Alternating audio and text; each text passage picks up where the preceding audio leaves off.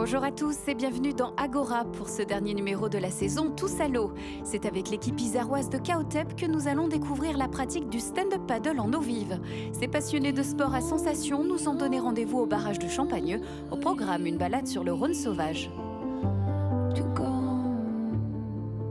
Bonjour Manu. Bonjour Sandrine. Merci beaucoup à toute l'équipe de Kaotep d'avoir accepté, l'équipe d'Agora.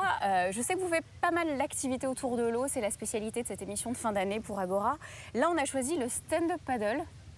Vaste activité, déjà un point sur Kaotep. Alors, d'où venez-vous? Qu'est-ce que vous faites dans la région? Alors, nous, on est une activité de plein air. On est basé sur la Chartreuse, les Échelles, mais on travaille sur tout le bassin grenoblois et les Alpes de manière générale, de l'escalade, la spéléo, le canyoning, le VTT et des activités nouvelles comme le stand-up paddle, le waterball. Voilà, donc on a une large panel d'activités. Alors effectivement, j'ai vu que votre équipe sur YouTube alimentait pas mal de vidéos dans la région, donc c'est vraiment votre terrain de jeu, pas mal d'activités. Donc stand-up paddle, concrètement, qu'est-ce que le stand-up paddle? D'où ça vient? Alors le stand-up paddle, à la base, c'est hawaïen, c'est une planche de surf et pour pouvoir attraper les vagues plus facilement, les surfeurs ont eu l'idée de prendre une pagaie et du coup attraper plus de vagues. Et donc l'activité a évolué et est apparue en fait une forme de loisir du stand-up paddle sur lac et tout récemment, on a été un peu à l'initiative de ça dans la région, du paddle sur la rivière. Donc effectivement, c'est quand même une activité nouvelle. C'est vrai qu'on en parle depuis des années, mais en tout cas pour le grand public, les amateurs peuvent aujourd'hui s'y coller grâce à des équipes comme vous. Alors, si on veut faire du stand-up paddle, déjà il nous faut du matériel, il y en a pas mal autour de nous. Est-ce que tu peux nous faire un petit point? Ouais, qu'est-ce qu'il faut pour faire du stand-up paddle? Alors, pour du stand-up paddle, déjà les planches, il y a des planches rigides et des planches gonflables. Donc nous, on a des planches gonflables tout simplement parce que déjà on se déplace sur plusieurs sites d'activité et aussi surtout parce qu'on fait de la descente en rivière et c'est des planches qui sont plus souples et qui sont beaucoup plus adaptées à la rivière et au choc.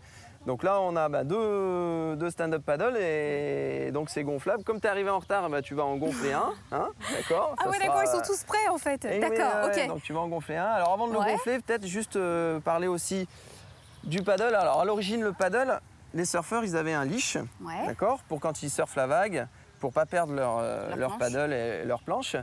Alors nous, comme on fait une activité un petit peu particulière sur rivière, le leash classique qui se met au poignet peut être un petit peu dangereux en rivière si le paddle se prend dans une branche. Du coup, on a essayé de réfléchir à une solution de leash éjectable, voilà, pour la sécurité. Donc on va vous montrer un petit peu le principe.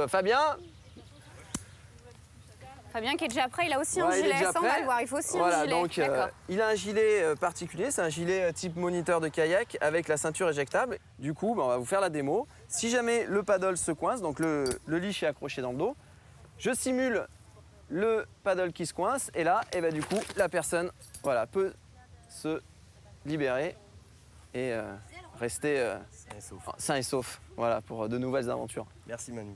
Donc grosso modo, ça veut dire que tout le monde peut faire du stand-up paddle, on est tous capables de pouvoir le faire, c'est accessible? Le stand-up paddle, c'est accessible, on va dire, en rivière à partir de 10 ans, d'accord? Et après, sur lac, on a des planches qui sont un peu plus larges, qu'on appelle les mégas, qui permettent en fait d'avoir les enfants à l'avant du paddle et le parent qui dirige et un petit peu dirige le stand-up paddle. On a des petites pagaies aussi pour les enfants, donc ils peuvent quand même pagayer.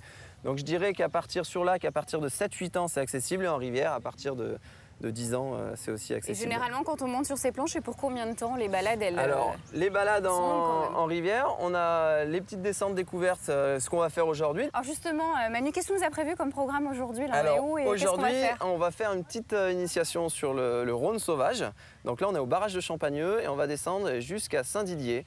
Donc c'est une petite descente de 6 km, on en a à peu près pour 1h30. On va alterner plutôt de la rivière assez large et on va prendre des petites launes vraiment sauvages de 10 mètres de large où on va pouvoir, si on a de la chance, voir les castors. Il y a pas mal de hérons cendrés et même des petits poissons on les voit des fois. Mais ça reste accessible quand même, rassure-moi. C'est accessible. Au niveau des rapides, c'est pas le Zambèze, il n'y a pas de problème. Après, il y a quelques petites surprises, mais on verra ça sur le terrain directement. Bon, super, on va pas tout vous raconter aujourd'hui. Le temps pour moi de gonfler mon stand-up paddle direction le lac d'Annecy où se déroulait il y a quelques semaines une étape de l'Alpine Next Tour, une compétition pro et amateur de sup qui fait sa tournée cet été en Rhône-Alpes. La discipline est accessible à tous. L'été, les débutants sont de plus en plus nombreux à tester les plaisirs du stand-up paddle sur les lacs alpins. Mais ils sont aussi de plus en plus nombreux à le pratiquer en compétition.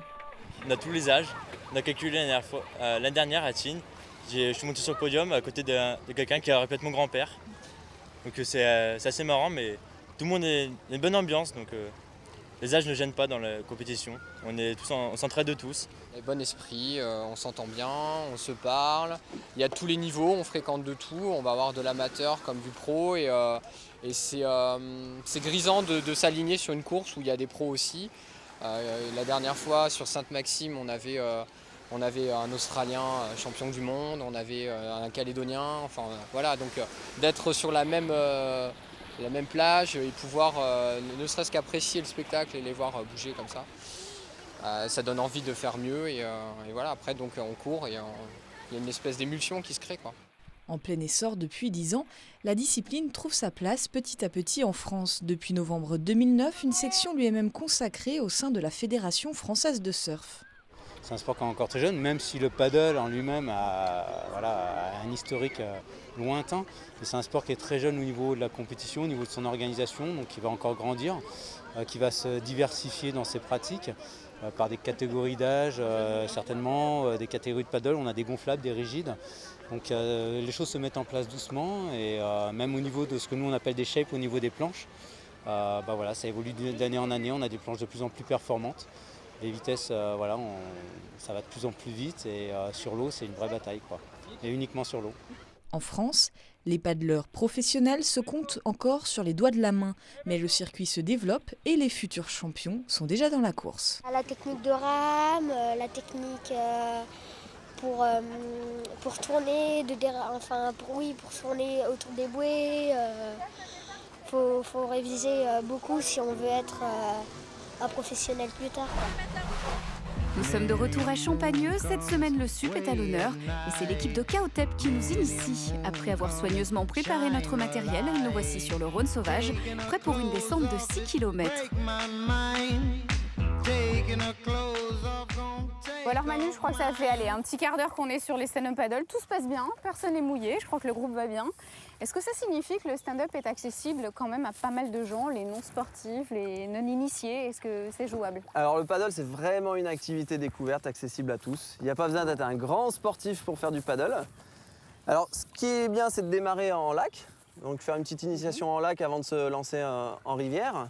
Donc ici, on est dans le pays du lac d'Aiguebelette. Donc on propose nous des locations, 1 heure, 2 heures, découvertes sur le lac d'Aiguebelette. Attends, je reviens, Allez, reviens là, tu t'égares. Je m'égare. Voilà, mais voyez, hein, le courant, il est tellement ça fait un quart d'heure qu'elle fait que... du paddle, Sandrine, et elle arrive quand même à tourner, se diriger, donc c'est super simple. Voilà, une fois qu'on a fait une petite initiation au lac, qu'on a un peu maîtrisé et apprivoisé l'engin, on peut se lancer en rivière. Donc là, sur le Rhône sauvage, vous voyez, c'est pas le Zambèze. Voilà, il y a du courant, mais ça reste très accessible. Et là, voilà, en première sortie découverte, c'est plutôt top. pas mal. Voilà. Alors, où est-ce qu'on peut faire du stand-up paddle dans la région? Où est-ce que toi, tu aimes emmener tes pratiquants? Alors, nous, vraiment, le lac d'Aiguebelette, c'est vraiment un lac qui est super pour le paddle. Pourquoi? Parce que c'est un lac très sauvage. Tout ce qui est activité motorisée est interdite sur le lac. Donc, c'est une approche super paisible. Après, il y a d'autres lacs comme le Bourget, Annecy, où on peut faire du stand-up paddle. Et après, sur les rivières, le Rhône sauvage, c'est quand même un spot qui est assez sympa. Il y a plusieurs itinéraires possibles, de faire 6 km, 8 km, 20 km. C'est accessible à tous. Et on a toujours un débit un peu régulier. Ouais. Et surtout, il n'y a pas trop de rapide. Voilà. Et après, pour des gens plus aguerris, vraiment experts, on peut se lancer, notamment avec les kayaks comme j'ai, là, les stand-up kayak. On peut se lancer vraiment à faire de l'eau vive, de la classe 3, de la classe 4. Bon, là, ça devient, par contre, un peu plus extrême. Bon Manu, j'ai chopé sur ma pagaie un peu de toile d'araignée, un peu de bange dans les cheveux. Bon, c'est aussi ça le stand-up paddle, sportif, c'est vrai, mais aussi la nature, tout ce qui nous entoure. Qu'est-ce qu'on peut voir en se baladant? Alors là, du coup, on est sur une laune vraiment sauvage. C'est des petits bras secondaires du lit principal. Ouais. Et là, au niveau faune, on a beaucoup de castors. On a au niveau oiseaux, on a des hérons cendrés, on entend chanter les petits oiseaux là. Et au niveau Des poissons, on a pas mal de brochets, on a de la truite, des grosses truites de rivière. Et puis les poissons classiques de rivière, de la tanche, des petits gardons. Ouais, c'est superbe, là on est vraiment au cœur de la région, effectivement dans un lieu sauvage. Alors qu'est-ce que les pratiquants te disent quand ils finissent une séance avec toi? Qu'est-ce qu'ils disent la plupart du temps? Qu'est-ce qu'on retient d'une séance de stand-up paddle? Alors là, ils sont souvent très surpris du côté très sauvage et très calme de l'activité paddle. Voilà, c'est vraiment un moment de détente avant d'être un moment de sport. Hop là, je commence à m'y faire. Hop, nickel. Il n'y a plus qu'à profiter en fait. Voilà. Donc là, on sort du laune et on va rejoindre le bras principal. Donc on va retrouver un petit peu de largeur. Donc bilan Manu, qu'est-ce que les gens te disent clairement quand ils enlèvent le gilet, ils posent la pagaie, qu'est-ce qu'ils retiennent? Alors déjà, ils retiennent que c'est un super moment de détente, que c'est pas si sportif que ça.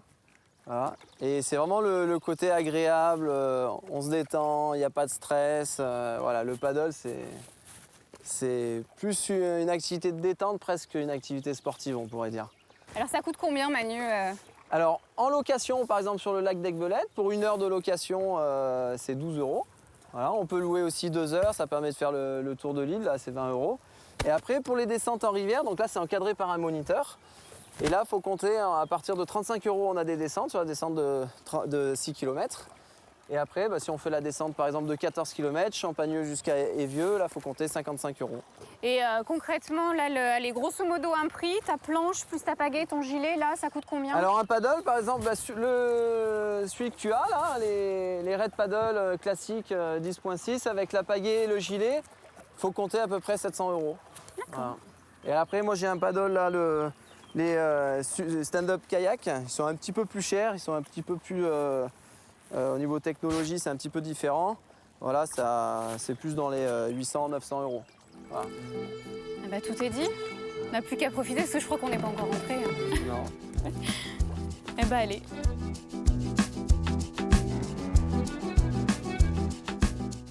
Canyoning, spéléo, acrogrotte, via ferrata, VTT, escalade. Cet été, Rhône-Alpes sera un superbe terrain de jeu. Alors approchez-vous des nombreux professionnels rhône-alpins comme l'équipe de Kaotep qui sauront faire aimer plaisir avec sécurité.